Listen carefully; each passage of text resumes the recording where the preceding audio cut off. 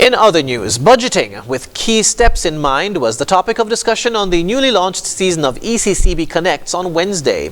Guest Adele Stowe, Director of Finance at the Chamberlain University, shared tips on budgeting with intent this year to reach financial goals. Number one would be, what are the goals that you want to accomplish, right?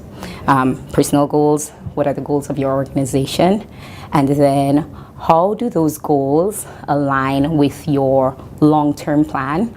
And that's important if you're planning for a particular period or shorter term, like a fiscal period, maybe a quarter, maybe a half a year, over a couple months. If you're talking about a personal financial goal, is that in alignment with what you want to accomplish in the longer term? Because what you don't want to do is set a short-term goal that may derail you from something that you want to accomplish in the longer.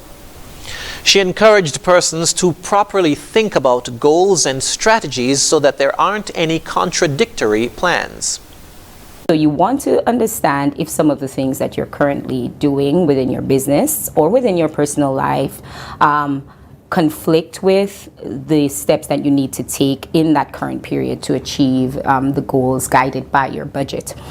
If you are running a grocery store and you have a customer base, but you want to broaden your reach to either another region, all right, broaden your awareness, you need to evaluate what your current marketing plan is, for example, as a discrete cost, and what your marketing plan needs to be to accomplish your goals.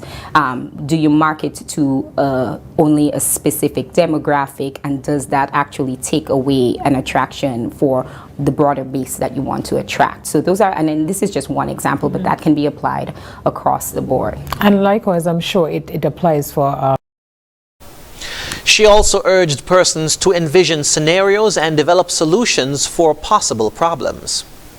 Run separate scenarios. Here's my baseline plan, and here's what it's meant to accomplish.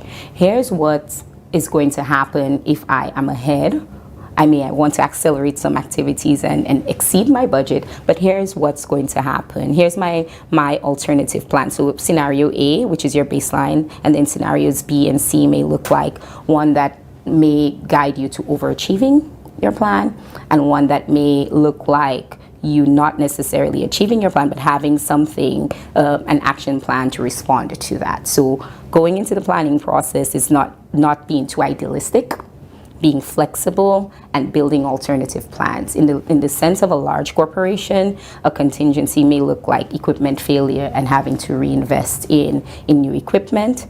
The concept is the same. What do we need to forego in order to be able to keep us running, to keep us toward our plan, to keep us at steady state?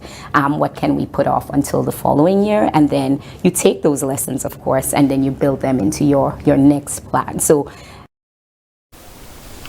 Financial Director of Chamberlain University, Adele Stowe, speaking on ECCB Connects.